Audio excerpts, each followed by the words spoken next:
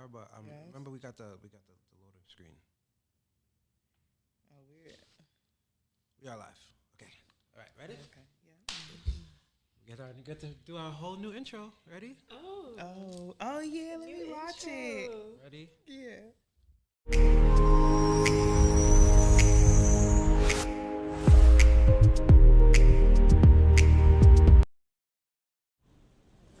And we are live, baby. It is Jano Alexander. It is Monday, somewhere between 7 and 8, as always. And it's just the Making Moguls hour, where you either win with us, or you watch us win. It's your girl Dyme. That's Dyme with a Y, not an I. You already know. And today we are getting into how to turn your artistry into a business. How to take your poetry and turn it into passion, and turn that passion into monetization. Because we are joined by the amazing, the world-renowned, the international JRose. Yes. Oh, wait, no. We gotta upload snaps today. Yes. How are you today? I'm good. I'm excited to be here. I love talking about this. So this is I'm really excited. I love to hear that. I love to feel that. We are here, we are live, and we are in person. And it feels good to be back. We had a couple snafus and a couple of minutes before, but we're here and we're live. I don't want to waste nobody's time because we're wasting enough time. Let's get right into it. JRose, you have had such an illustrious career. You know, you took yourself from what many would call a starving artist, and some people cling to that term. You didn't cling to that term. You redefined yourself, and found ways to get your art in the right places, both in terms of the audience, but also in terms of opportunities, right? And so first and foremost, let's start at the beginning. Let's get right into the beginning and figure out what it is that got you interested in poetry in the first place. Like, what got you into the creative space? Really, the first thing was hip hop. I always admired like lyricism and just the way the music flow, the way the rappers use metaphors and told stories, and I just thought that was really dope. But I didn't feel like I wanted to be a rapper, especially like growing up. There were women rappers, but it wasn't like today, right? Yeah. Where, like anywhere you scroll on social media and there's like a million of them. Just random girls rapping. Like I didn't see that growing up, so it wasn't so like, oh, I want to do that. But I knew I liked lyricism. I liked the wordplay. So I discovered poetry in high school, like, and for something as a tool to like express myself, and I've been writing since. Nice. Which was a long time ago. for all of us. Yeah. It's been a couple decades, and I just never imagined it would take me to where I am today. That was something I never really like thought of back then. And speaking of which, a lot of creators just do open mics and pass their hat around and call it a day. But you built the Rose Garden events into a formalized platform. What's the exact moment you realized the transition from being just a performer into becoming a CEO and like being the person that's putting on the platform? It's interesting. That's an interesting question because I feel like my journey isn't like the typical journey of a lot of curators that usually start like performing and being on different stages and connecting with people and then deciding that they want to like start their own platform to then provide space for others. For me, it was kind of the opposite. It was like I was doing event planning for more like personal events, like baby showers, weddings. I was doing the decorations and booking the DJs and getting the baker and all that other stuff. That was already like a side hobby for me. And the curator for creative and performance spaces was really just like I want to try to do this. You know, it was weird. I was just like, I want to do. I like Yo, it was some random. Can I curse? Can I? Yes. Okay. It was some random shit. Like I just woke up one day and was like, I want to do a poetry slam. I never even been to a poetry slam. Never performed on stage ever, and I just was like, I want to put one together. Yeah. You know, I just had a couple people in a group chat and on Instagram back in the early Instagram days, and I was like, yo, if I did a poetry slam, who would want to be in it? And like a bunch of people was like, I'll do it. And I was like, oh, word. I was like, I'm gonna do one. And it's so funny because I was just thinking about that night yesterday, because I did had poetry, you know, poetry slam competition, and then I had a artist doing live painting, and I still have that painting from and that was like 11 years ago. That's so amazing. It's, you know, but because I decided to do this slam, people were like, oh, are you gonna share a poem? And I was like, oh shit, right, I gotta share a poem. I gotta share, yeah. You want there? I was like, I have to share a poem, and people were like, yes, you're hosting, like you're a poet, like people are gonna expect to hear you do poetry. That is true. People are coming to support you with my first event, you know. So people that weren't even I wasn't even like heavy in the poetry scene, so it was just like more my friends that weren't poets, and they were all like, yeah, you gotta do a poem, and I was like, damn, okay, so let me go practice. Let me go try. Right. So I went to the Nuyorican Poets Cafe on some random night by myself, and I signed up for the late night open mic after their slam, and the rest is history. Wow. Yeah. That brings back so many memories, because I used to curate like fashion and music events at the Nuyorican Poets Cafe. Gosh. And it was like 10, 11 years. Yeah. Maybe that's where I'll see you saw me there. Maybe. That's amazing. How do you create the balance between being the creative, the artist, the poet, and being the person behind the scenes curating? That's a really difficult balance. I think it's taken me 10 years to figure it out. There was a point where, especially in the beginning, because I wasn't stepping into the space like, oh, I want to perform. I was more like, I want to create space for people. I want to bring people together and do shit. You know, then it was like, I put the artist more like on the side. Yeah. Although I used the artistry as a vehicle to promote my platform. So I was going to open mics, starting to go to more open mics to let people know about my events. But it wasn't like I was writing all the time and bringing out new poems every couple of months.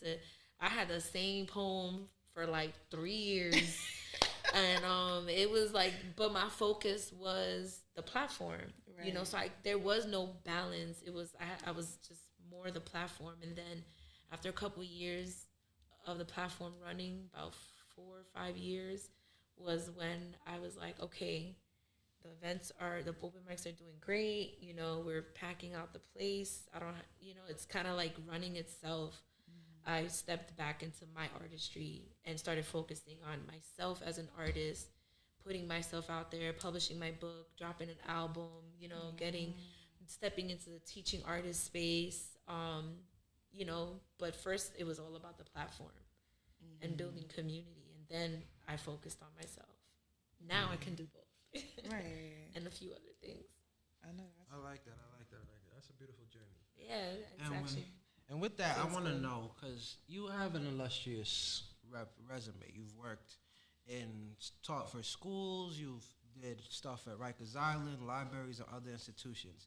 Now, for the creatives and poets watching out there, what was the actual blueprint you had into being able to pitch yourself to these organizations? Because a lot of people, they know what they're trying to do, you know, but they're afraid to jump off the porch. They're either afraid or they don't even know that the things that you're doing are available to them to do.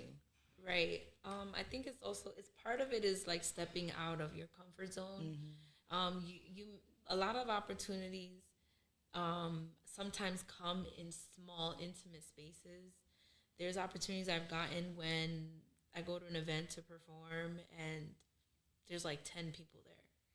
but there's one person in that room that has a huge opportunity for me. And because I went there and I showed up, whether there was 10 people or 10,000, like I was there and I gave it 100%, and they would be like, oh my God, you're incredible. I remember one time I performed at a bar pool hall. It was noisy. I was like, nobody hears me. Right. I'm just gonna talk my shit anyway. So I was up there doing whatever, and like 10 minutes after my set, this guy came up to me and was like, yo, do you work with kids and teach? And I was like, oh my gosh, I actually am starting to get into that now. Like, I was like, how did you know that? Right. You know? And he's like, I don't know. I could just tell in your spirit. And I was like, okay, my spirit. I guess you got to have the spirit. But, you know, it's being comfortable getting into spaces that don't feel so big. And then also not being afraid when they are big rooms, you know. Honestly, I didn't know that, like, teaching artistry was a thing until people were like, you should do this. Like, I had no idea. And then I built up enough experience, even if it's 4 or 5 different programs, organizations. I started building my resume, and I got more confident in my ability to work with youths. And that's when I wasn't afraid to reach out for opportunities, you know, and create like a resume and reach out and be like, hey, I heard you run an after school program. I do this. I have a program that does this, this, and that. I've worked with these organizations, and, you know, and it's really because of a small handful of people that actually believed in me enough to like offer me opportunities that then helped me gain the confidence to go out and get other opportunities and not be afraid.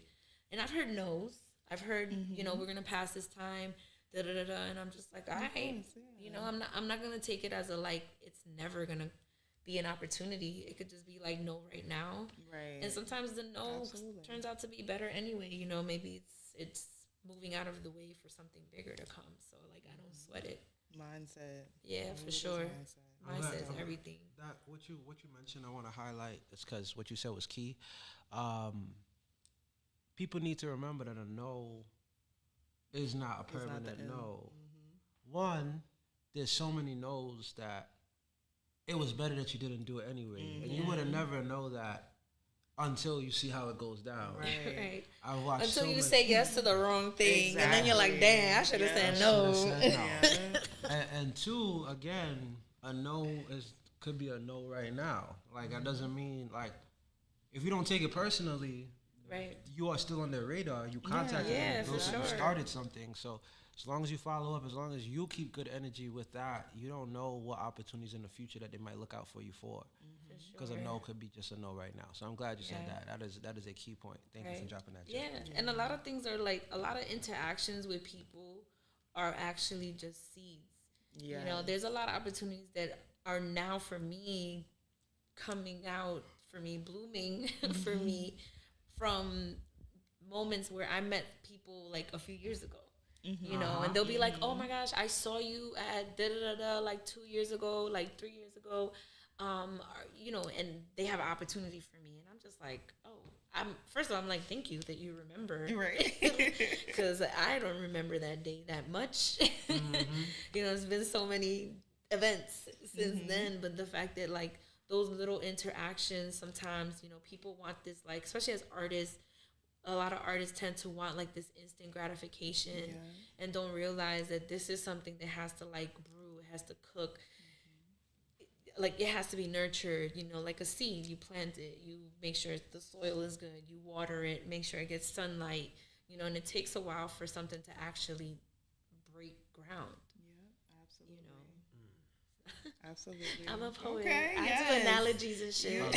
You good at it. You good at it.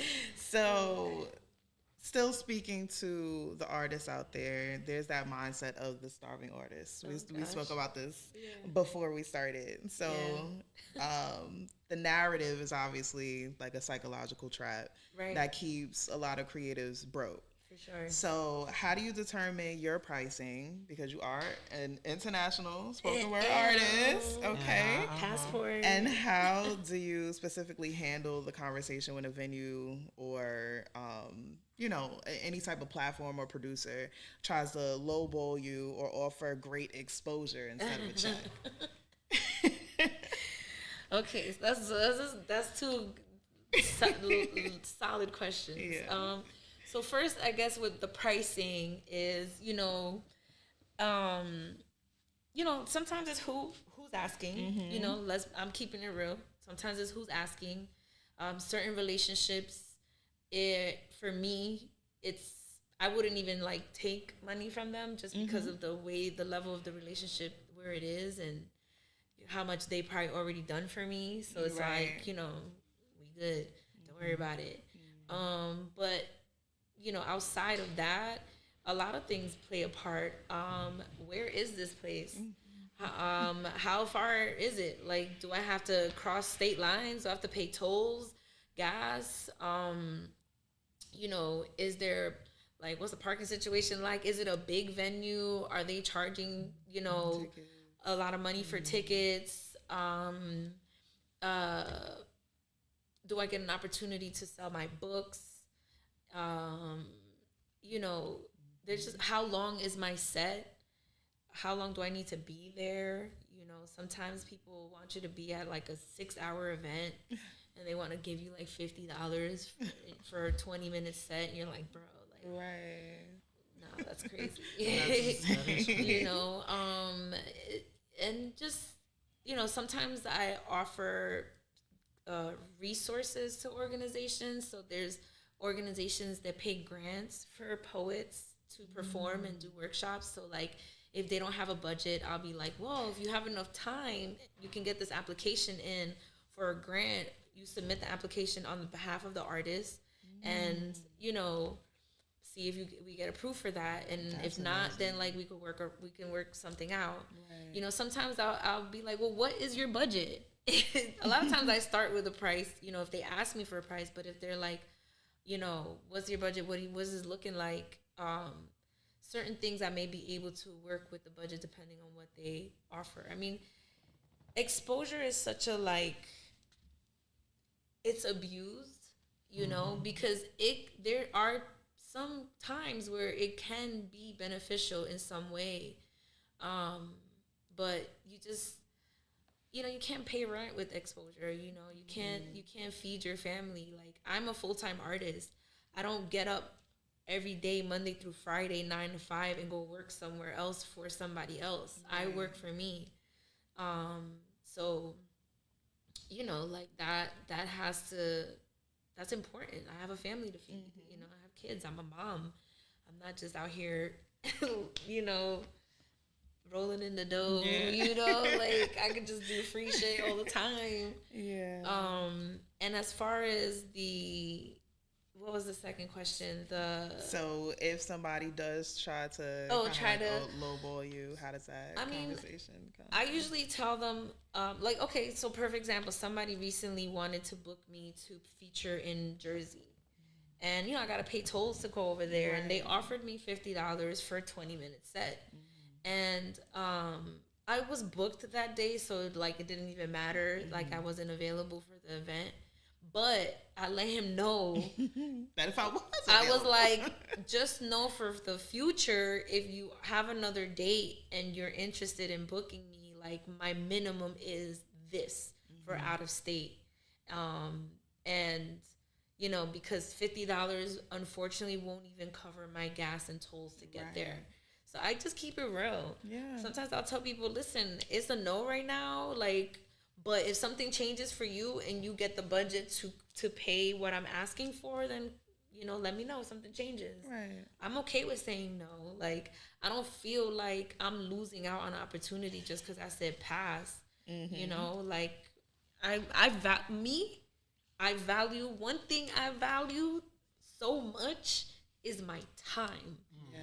And, like, not just because my time is money, but just my time is peace. My time is, I could be chilling with my family, like, you know, watching movies with my scary movies with my son, instead of like killing myself to get all the way to like another city for $50. You know what I'm saying? With no guarantee that I'm gonna sell books. You know, I mean, people will buy books, but you know, sometimes they don't. Right. So That's fair.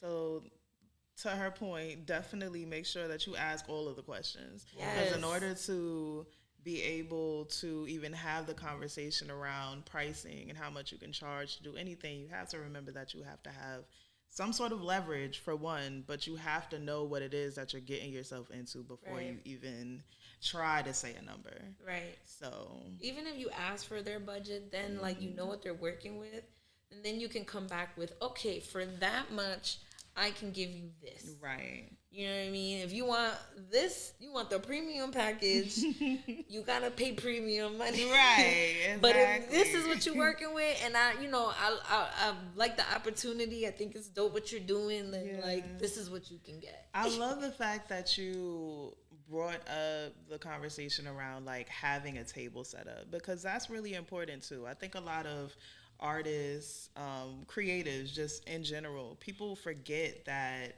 if you have a product and you're going to a space where other people are at, a part of your negotiation needs to be, how can I get my product in front of your people? Right. And people completely miss that opportunity every time. You cannot forget that.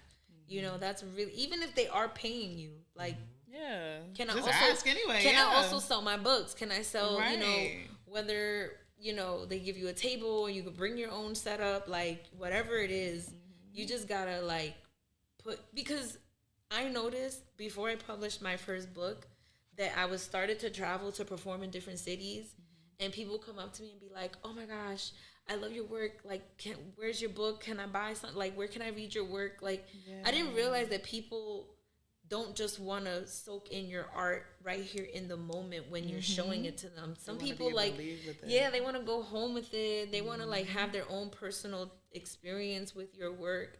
And I realized that it was such a missed opportunity for another line of revenue, another way of getting my art in more spaces.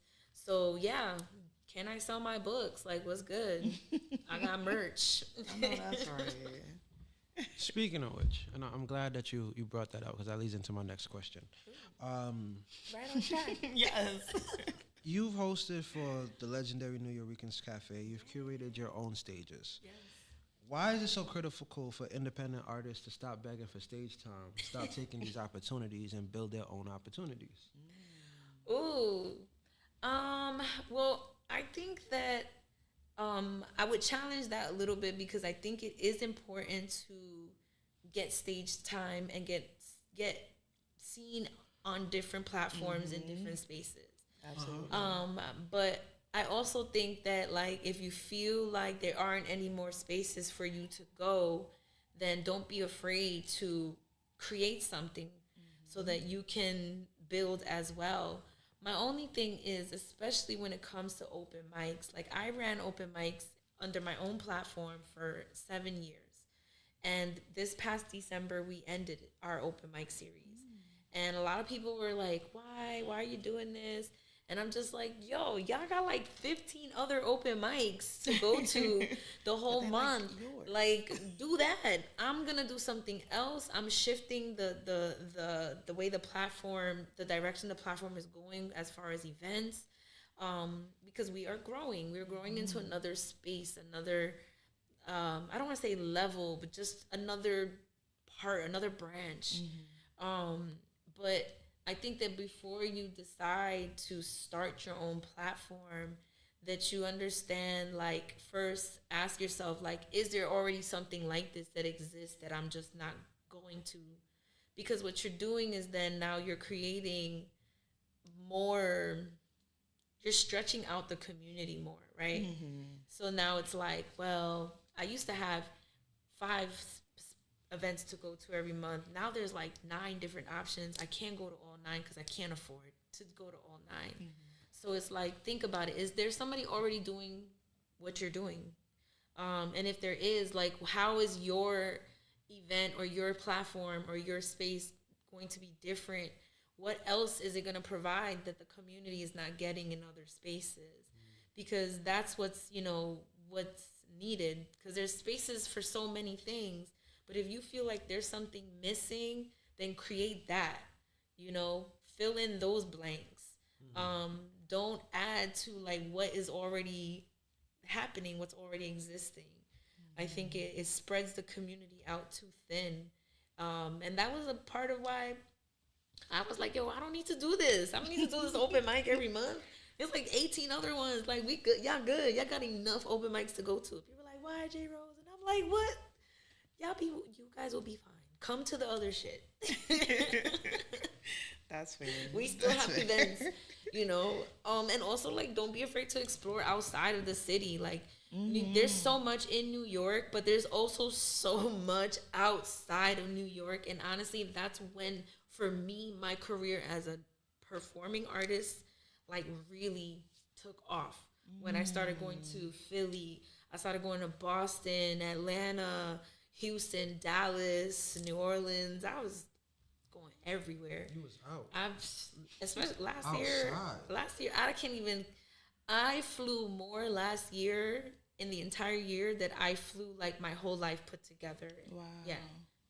Every month I was out somewhere flying. That's fire. Now. I love that. Yeah, for sure. I got to do an international teaching artist residency in Costa Rica. Oh. So I got to teach internationally. Like, it was, poetry brought me here. Yeah. Like, I can't believe it. It's crazy. Like, that's amazing. That is amazing. I love that. And I love the fact that you even have opportunities like books and, you know, because, again, some people, aside from the fact that they don't think about the fact that they can put those things out there, it's also the fact that they just, I don't know, some people, they won't write the book, or they won't take that step out to create the merch or create another line of income within their artistry. Right. So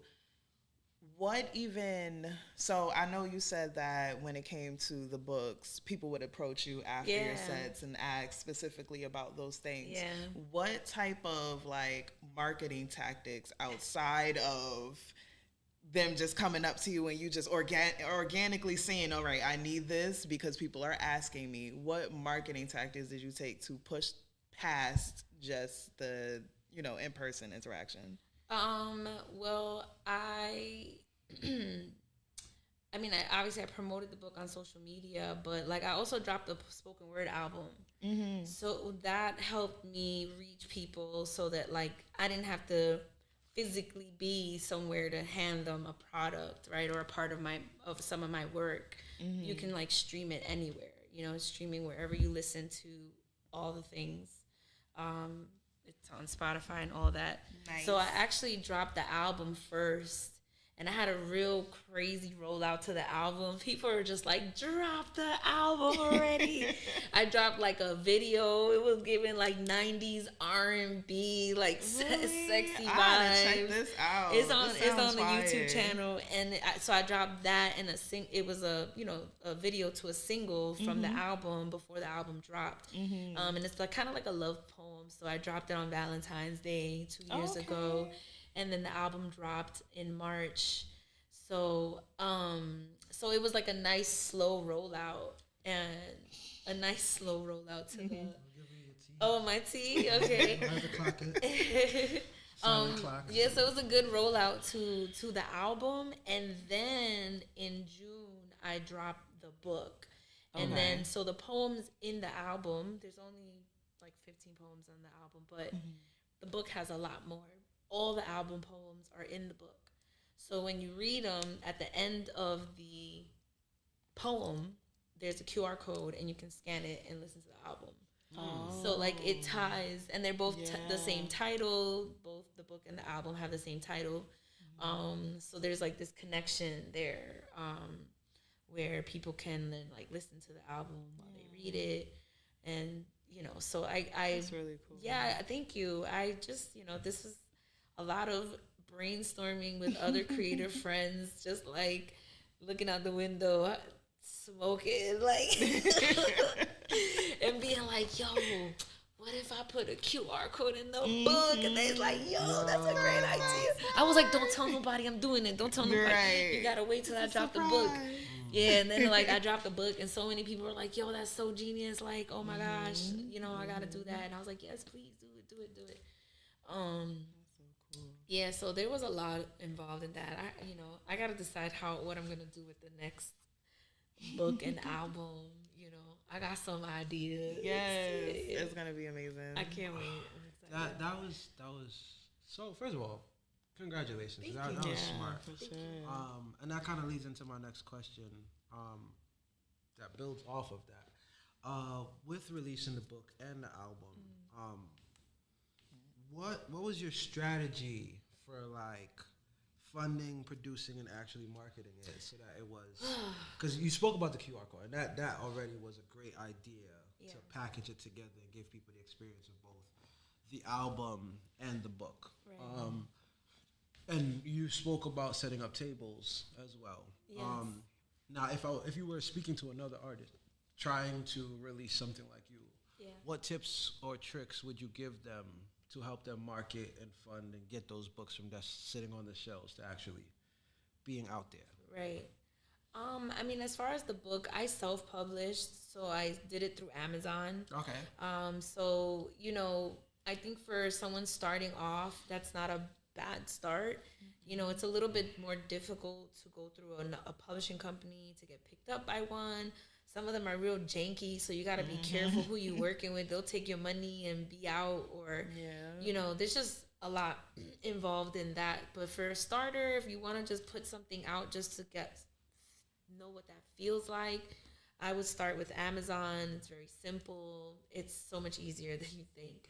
I think the most you'll have to invest in is an editor to review your work, unless you know somebody that'll do it for free.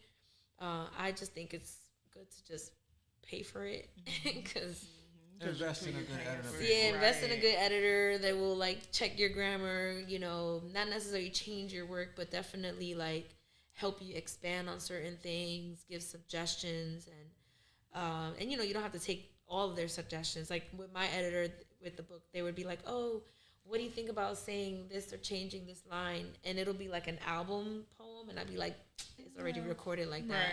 We ain't changing it." She'd be like, "All right," you know. But you know, investing in that, you know, a lot of the work, the inside work in the book, I did all the design on Canva. So it was like Canva's a great resource that you can use to create it. All you do is download it as a PDF and upload it into Amazon, and it's like it's a lot easier than people think. I think that people are just afraid because they don't know the process. Right. So they think it's like 7,000 steps and $7,000. But you could get, you know, someone to do the editing for a reasonable price. That's probably the most you'll have to invest in, and get all the right. Invest in the copyright and all of that, which is, it's not that much. It's not.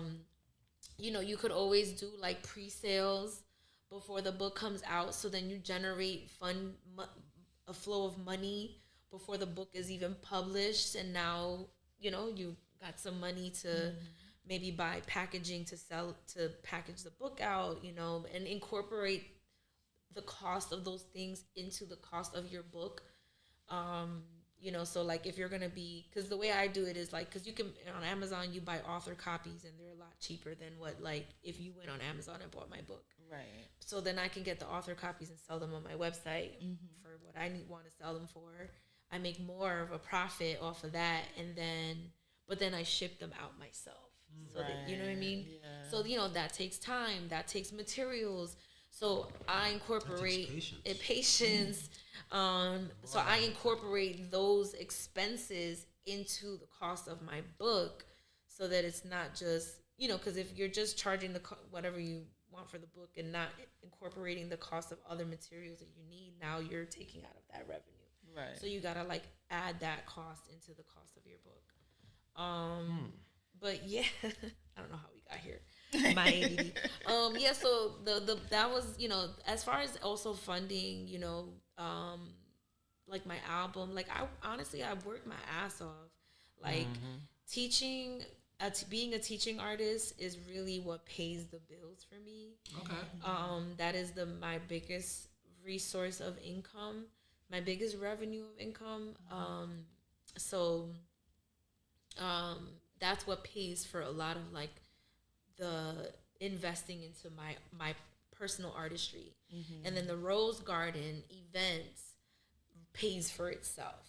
So like the events and the funding that comes in through the events pays for the videographers, the photographer, the DJ. Like I'm not just, the Rose Garden isn't just making money and that's it. Like I'm investing like the community and the whole thousands, ecosystem. tens of thousands of dollars a year back into the community by paying a visual team, hosts, people working the door, features, venues, bartenders, DJs, like all that. You know, all those people are getting paid, and the Rose Garden, the events, is what's funding a lot of that. Right. Yeah. That's some mogul talk right there. Okay, that's some, because it's funny that you said that and you framed it that way, because I think I was scrolling through business Instagram earlier this week, and somebody was like, when do we get to keep the money? Everybody gets to, we get to see a bunch of money. Right. Everybody thinks we got a bunch of money. But when do we get to keep the money? And I was like, yo, it's so true, because as a mogul, as a business owner and the person that's handling the stuff, you are not the recipient of the money. You're the manager of the money. Those funds is not your funds. And in fact, the minute you make it your funds, the IRS is like, yo, what is you doing here, bro? Claim that. Sir, that was revenue. That was not income. What are you doing? So the fact that you mentioned that, and I want to make that clear for all the artists. If you are wanting to expand your brand, if you want to do like JRose and have a book and be out here touring and being a performing artist and a teaching artist and launching platforms, you got to learn how to manage money and understand that there's a separate between what money goes in your pocket and what money's going to invest in your business. And those got to be clear and separate. We done talked about it a million times in our accounting episodes, but I got to make that up again because I need y'all to understand. I need y'all to lock in and understand how the financial principles work. It's also like the intentions, right? When you ask about like people should be like, when do they start create their own opportunities and create their own platform? Then what's the intentions there? Like, are you creating a platform because you think you are just gonna be making bread? Because it's not like that. Especially if you want to create an experience that people aren't gonna forget. And in the world that we live in now, content is king. And that's why I think like content creators or people that are involved in like filming, editing, videography, for the photography, like y'all the real MVPs out here right now, because what you create and what you do, everybody needs it. No matter what brand, what business, what artistry you're into, everybody needs somebody with a camera that can edit the shit out of it and that knows how to post it on social media. You know, whether you're that person that does everything yourself, then whatever. But like I'm not that person. Yeah. You know, so like a lot of the investment goes into like that or marketing, or like people don't realize like if you really want something to really like grow, you have to constantly invest in it. Like, you know, the open mics were literally just paying for themselves. I was making zero, not $1. Did JRose make at any open mic for 7 years? You know, all that money went right back into the community. And I'm not mad at it because it's, you know, that's what it was for, you know. That's what mogul moves are, man. Yeah. But you gotta make a point. You gotta make a decision sometimes when it starts getting to the point where you are now, I am coming out the pocket for it. Right. You know what I mean? That's when it was just like, this is cool until I really gotta pay for it. You know what I'm saying? Like, this is I gotta pay for other stuff going on. So, you know, you have to make, as a mogul or a leader in your own business, you have to know when something is costing you too much money or costing you too much time, and being able to be like, nah, I'm gonna have to shut it down. It was hard to say that for 7 after having that space, creating that space, cultivating that for 7 years. But you know, we have more. You know, we have so many other things that we're going on that we're doing this year that I know people are gonna love and enjoy and see the growth. Yeah. So. Okay. With that ties into my next question. Oh my god. I've been We need to lining get you a up. T-shirt that I've been says. lining up. Leading into my next question. Check. How do you decide? Because everybody has a different strategy and everybody has different priorities, right? How do you decide what is valuable for you to invest time in versus what you should outsource? Because we talked about videographers and photographers and stuff, and so many creators get stuck in the I'm gonna do it all myself.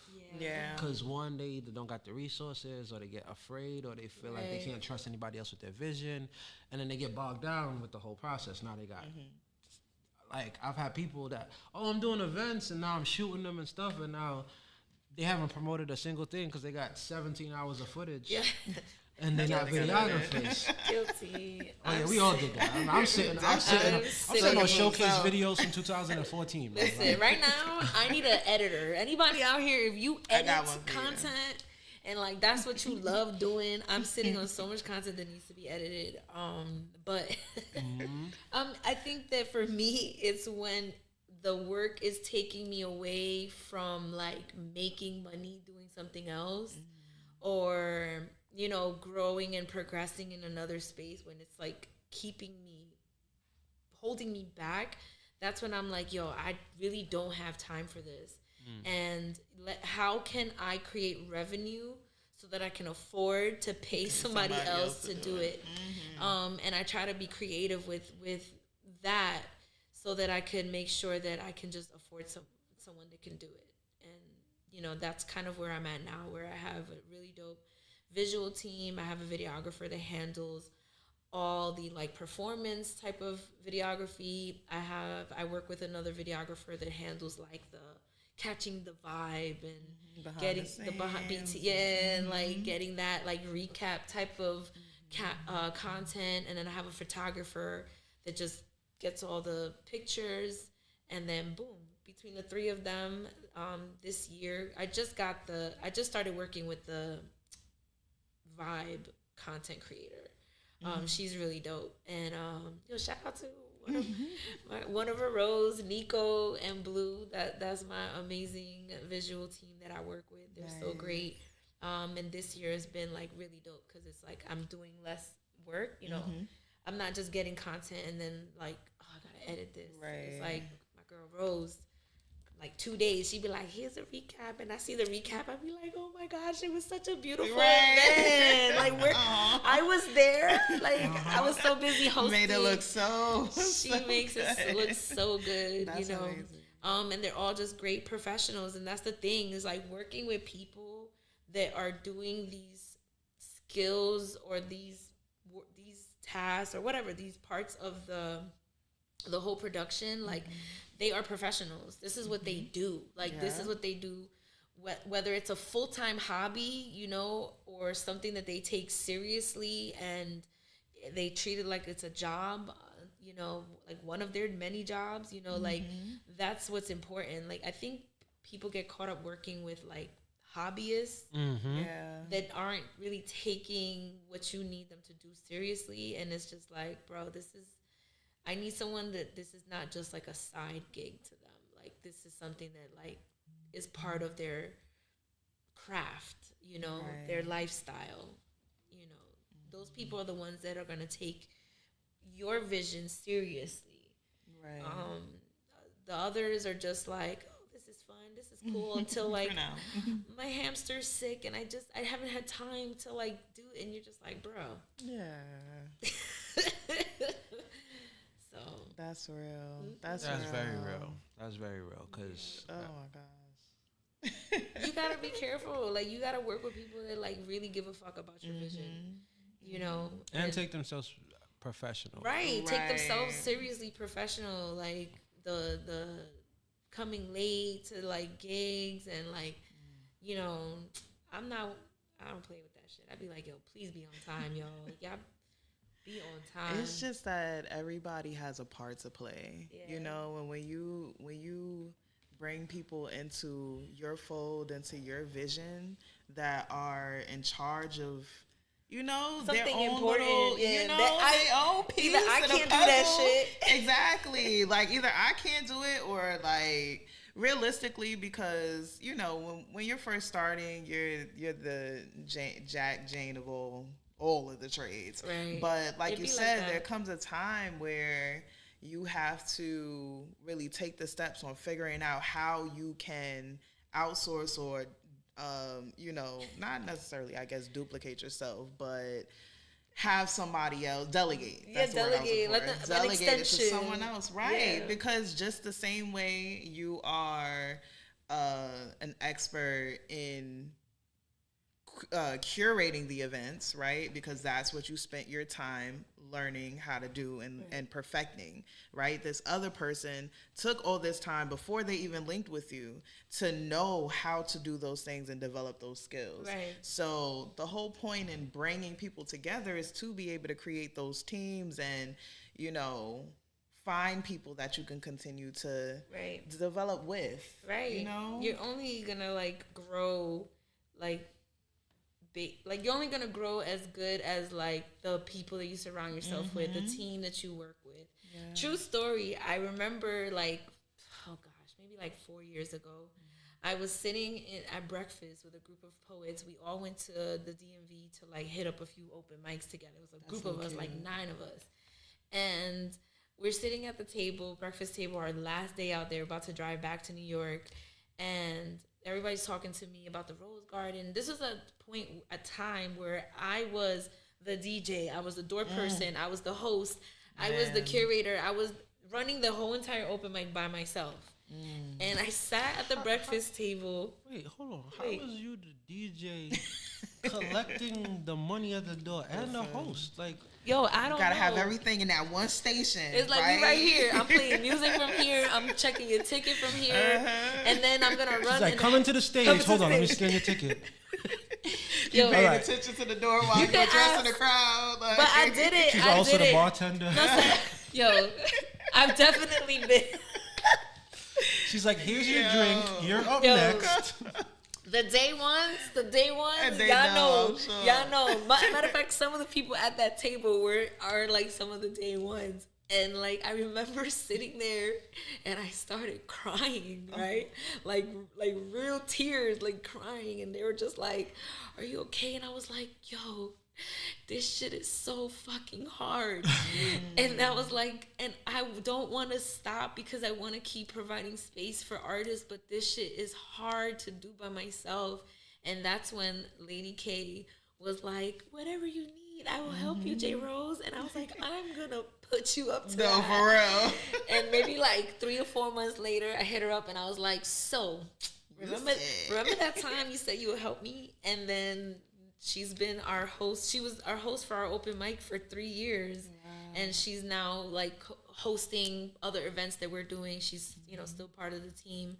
But, you know, it took me breaking down at a freaking breakfast table in Baltimore, in front, being really vulnerable in front of people that I trust, to really tell them like, yo, I really love doing this, but this shit is hard. And that's when people like started stepping up to the plate and even like connecting me with other people. Like, oh, you know, I know you need a photographer. I know this person. Or I know you need a videographer. I know this person. And now here we are, like 4 or 5 years later. So first, I want to give you your applause for that. Thank you. All the people. And the reason why I want to salute you specifically in that is because we've highlighted on the show multiple times how hard it is to ask for help, how hard it is to be vulnerable. So for you to have that moment in front of people and, you know, then, because again, there's a lot of people that might have that moment because it might be an organic moment. You know, they just get overwhelmed. But when that person says, yo, whatever you need, they might be too ashamed to reach out. You know, they might feel like that vulnerability is a time of weakness.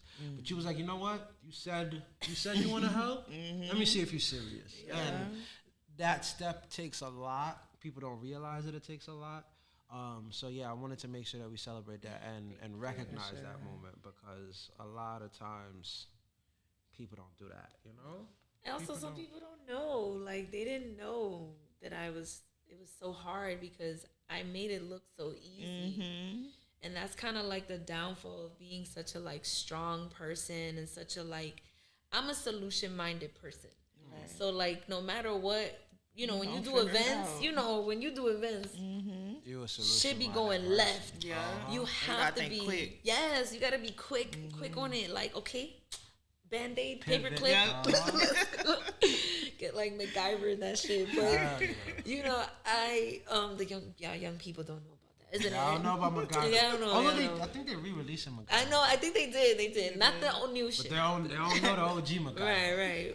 But you know, I'm a solution-minded person, so it's like when you think like that, when you're the type of person that comes up with the solution so fast, it's people have this expectation that you're strong and you make it look so easy, and then people be like, I could do that too, and you be like, go ahead. Right. Give it a shot. I love that. I love that. Oh, it looks easy. I'm gonna try it. Go ahead, bro. Yeah, so I think because I made it look so easy, people didn't really think that I needed that much support. Until I like cried and they were like, "Yeah, JRose, we got you, girl, we got you." Damn, I feel like I need to go cry in front of some people. Yo, this is what I'm saying. Like, I'm listening to the story and I'm like, I've cried in front of y'all. Like, where's the help? I need you more didn't people have to the waffles. Right. You need waffles You need at waffles. the table. You need I breakfast. I knew I was take them to missing brunch something. and then cry. Yeah. Right. Like, okay. Right, because then they full understand the now. food. Right. There's emotions, telling you. You gotta cry between the first and second mimosa. After the third mimosa, you're not gonna remember, okay? After the third one, everybody's crying. Everybody's crying. Your problems is out the window. Now we talk about extra shit. And so I wanted to ask one last question and then get into the small wins, because we always end our show on small wins, celebrate the wins that we have in the week. Before we get into that real quick, now that we're here, now that people's heard your story, people's taken gems from you, I really feel like they've gotten a lot out of this, right? 2026 is here. The first quarter is about to be over. And now looking forward, what is the single biggest mindset shift or business habit you believe every independent needs to adopt right now to stop merely surviving, stop that starving artist mentality, and start scaling to actually taking their art into business? Okay. Learn how to properly communicate and speak about yourself. I think that a lot of artists are afraid to like hype themselves up or talk about themselves. You need to get comfortable with talking about yourself and like how dope you are and how the opportunities that you've had, your experience. I think that that is something that, if you're not telling people, then how are they gonna know? Right. Exactly. So, How would they know? closed mouth don't get fed, you know what I'm saying? So you gotta like speak up and you gotta be comfortable with talking about yourself. I think people think it's weird. But it's like that's what you're supposed to do.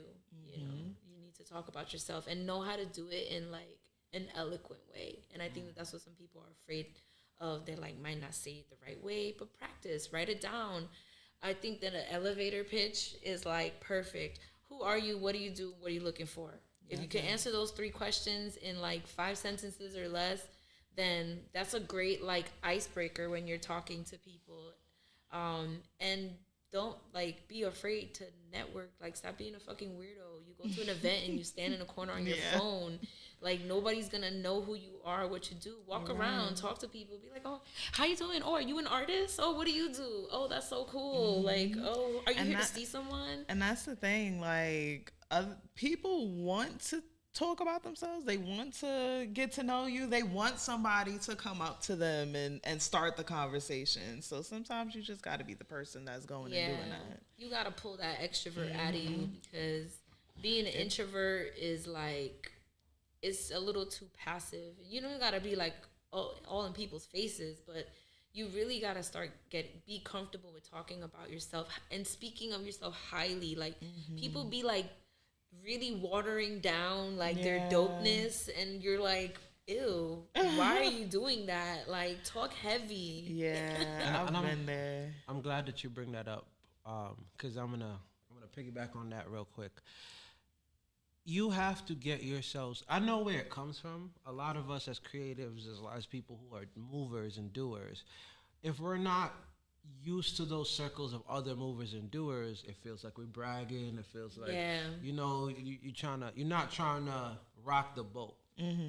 But if you stop talking to your homies and start talking to your peers and the other people, then they want to hear what you do. They need to hear what you do. This isn't a braggadocious thing because they're doing stuff too. Right. So it's about comparing notes. It's about understanding who you are. And once you get into those rooms where people hear what you say and celebrate yourself and celebrate you for who you are, they're like, oh, wait, you did that and that. That's mad dope. Right. When you start hearing that and feeling that, then it becomes a lot easier to speak about yourself. Then you're like, oh, you're right. I am dope. I need to tell people that I'm doing this because I've been there too many times in my past. I don't do that no more. I'm so happy where I'm at now, and I'm so happy I walk into the rooms to get to say who I am now, because it was so many times where I was like, yeah, I do this and this and this and this. Yeah. Oh, I'm just do this. And I do just like, this. They're like, you just said 12 things that I never even thought of doing. Why are you pretending? I'm like that's some small thing. Yeah. So yes, I'm glad you said that. And Yeah, those, I'm sorry. No, say it. Those conversations, those random elevator pitch conversations, like those are seeds, because those people, you may have a brief conversation with them there in that space, and then one day, many months, maybe even years, they're going to be sitting in a meeting and they're going to be like, oh, we're looking for someone that does, you know what? I follow this person on Instagram or TikTok that does that. Let me see if I can find their information. And long and behold, in your hidden inbox, check your hidden inbox. There's so many. There's opportunities in there. Don't be a weirdo. Just delete the weird stuff.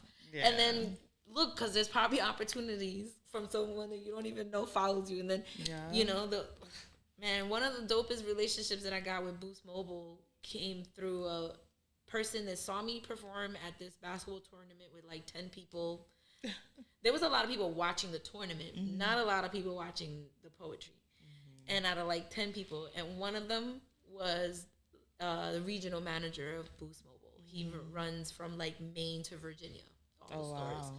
And he loved my poetry to the point that he recorded me on his phone, didn't get my Instagram, posted on his Instagram and said, does anybody know this poet? I'm looking for her. And somebody was like, that's JRose. And he sent me a DM in my hidden inbox. And then request folder. Right, in the request folder. And he was like, oh, I want to sponsor some of your events. And like they've sponsored about 3 or 4 years worth of events with us. So it's like, it's that, like, don't put yourself out there. Like, stop being scared. Get a tap business card, a physical business card. Like, be professional about your shit and learn how to talk about yourself in a professional and eloquent way. And you're gonna,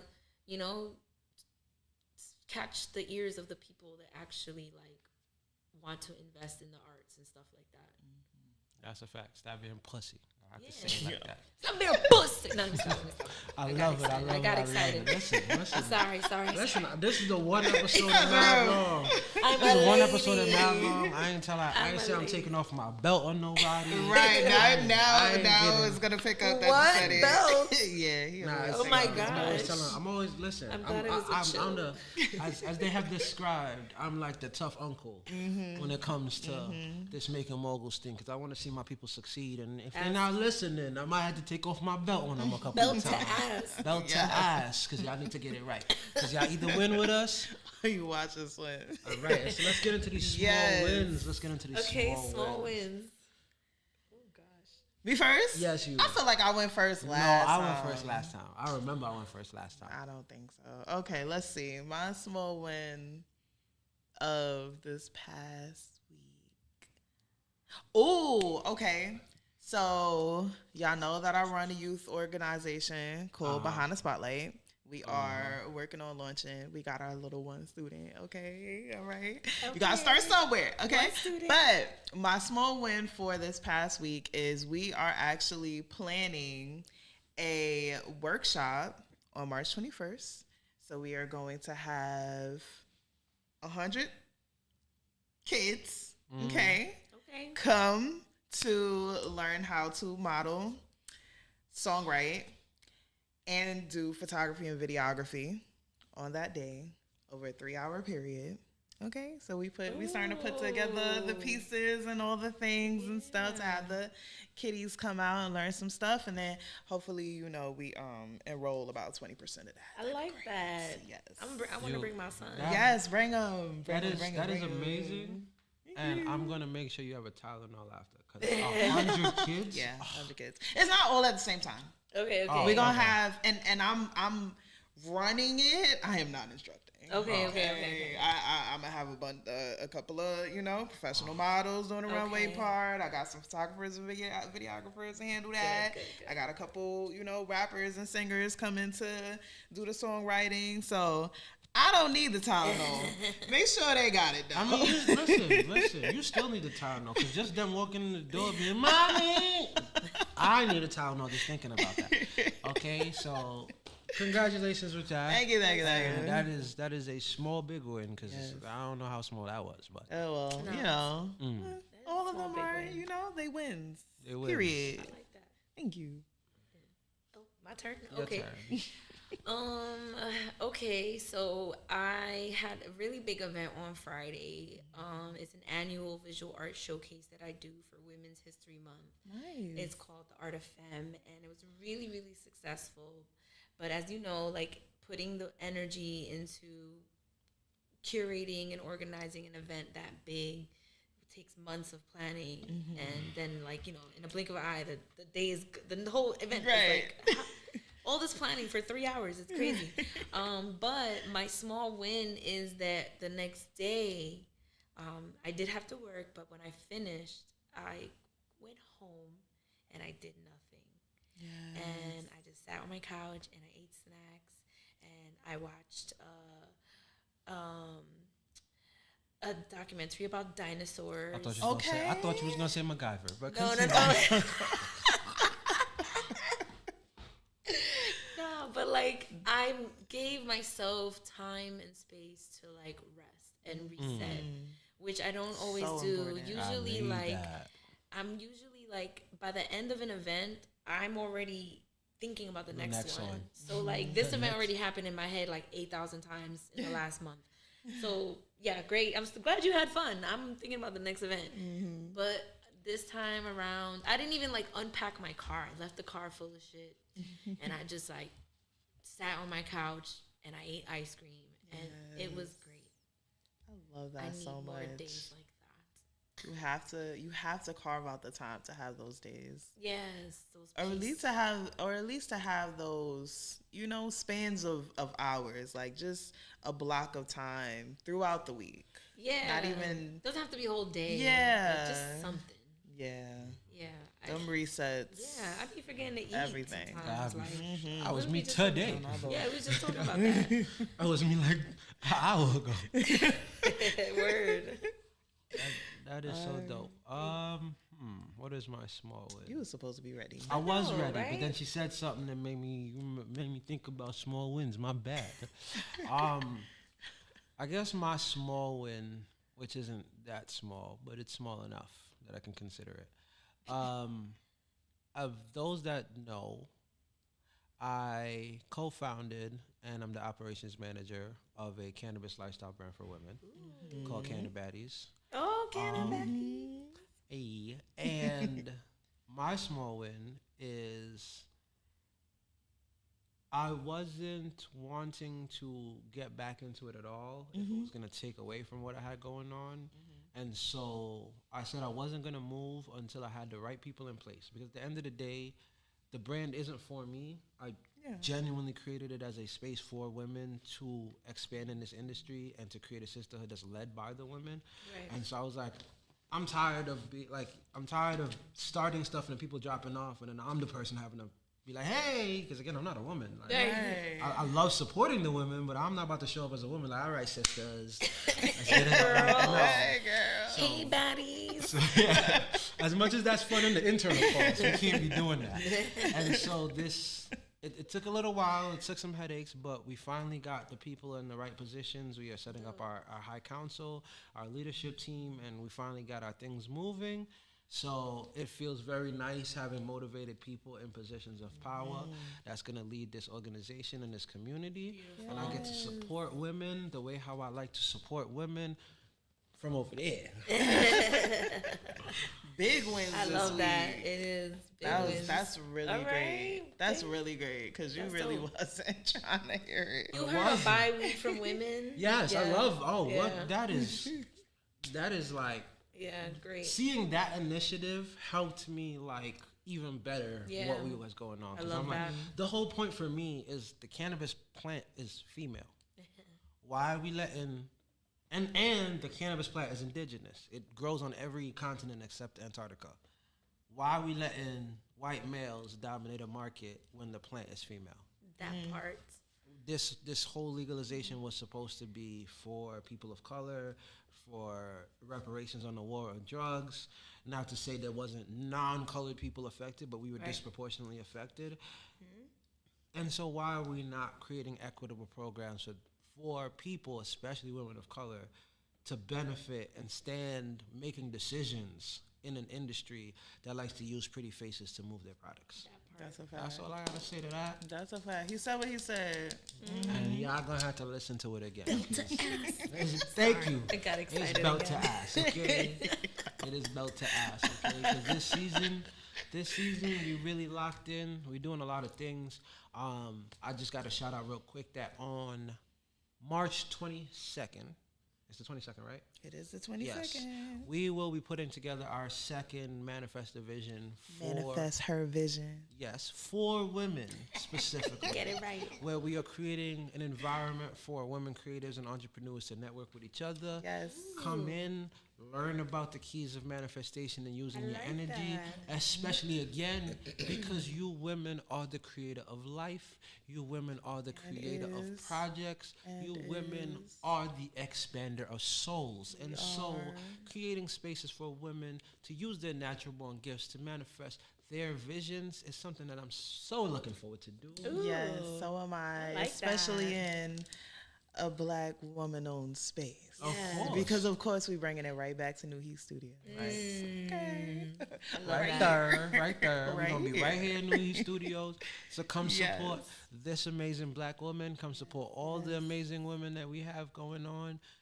Be a part of what we got going on. It's going to be a whole day of wellness, relaxation, getting y'all in the right mindsets. I actually have a wellness vendor I got to hit up, and she reached out to me. I got to go Nice. tap back Yes, in. please. Get to work. Because Lock in. I want to curate this event. So, again, this is Women History Month, and I don't play about the ladies in my life and the ladies that I put on for.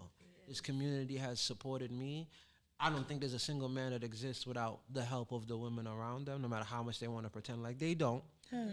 And so we are going to celebrate that. That's what the Making Moguls is going to do. That's what I'm going to do. And y'all going to either win with us. Oh, you watch us win. Hey, all right. JRose. I mean, Thank you. your Instagram is right Yeah, down here. here. But let them know where they can find you. I'm going to definitely tag your YouTube so that it comes on this. Yeah.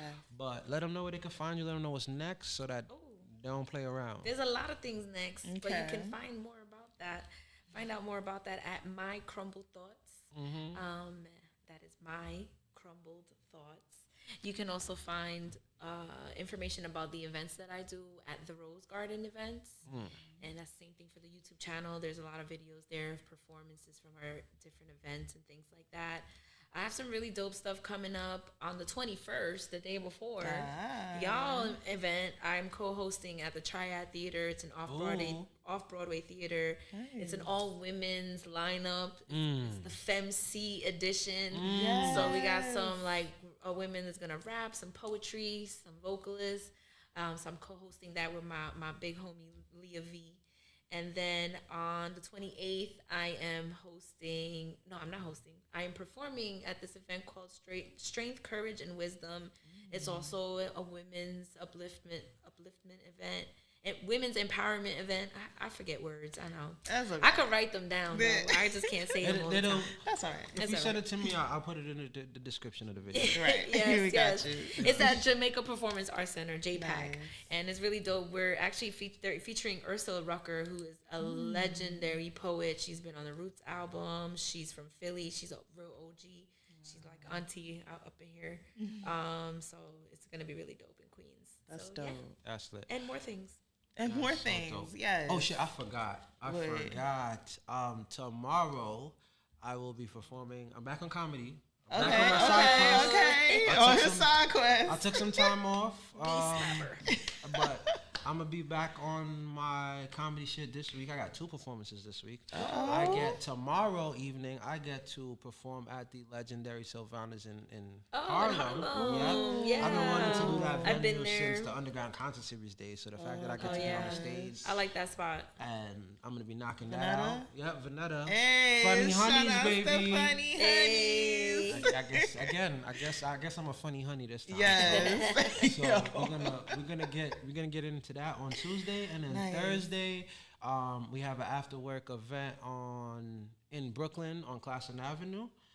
So follow my page. I know they're already on my Instagram story. So yeah, if you can't find me and looking hard enough, I ain't gonna say what I gotta say. That's a fact. You already know. If y'all want to see me outside, come laugh at me, come do it. If not, that's your problem, not mine. That's really dope. I think.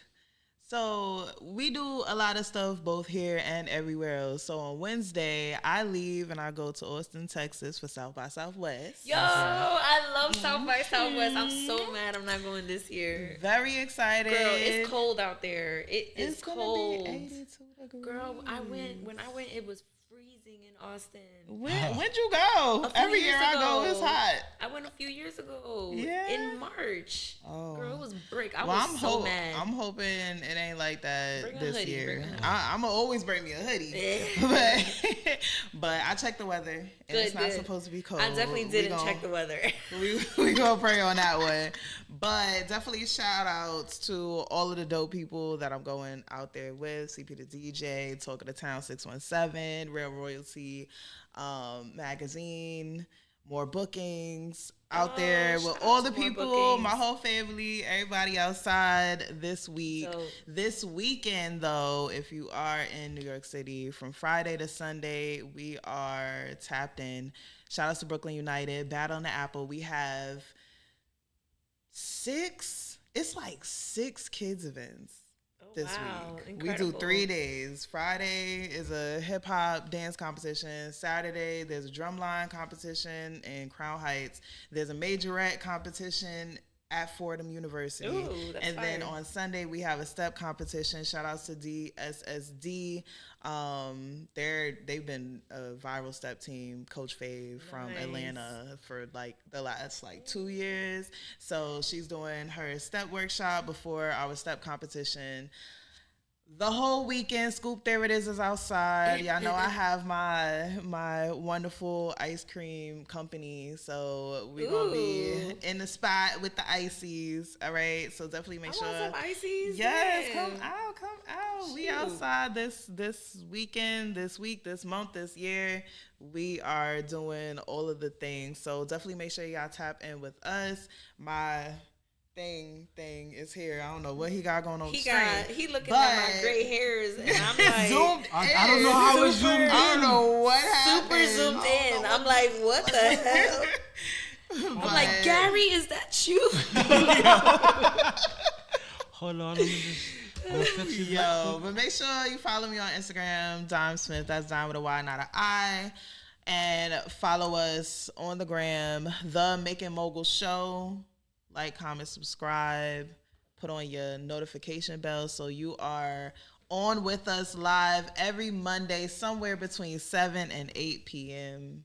We are here. And I don't know what's going on with this screen. I don't know what happened, but we here. Y'all can hear us, and we out. And we out. I love y'all. Keep Catch y'all going. next week.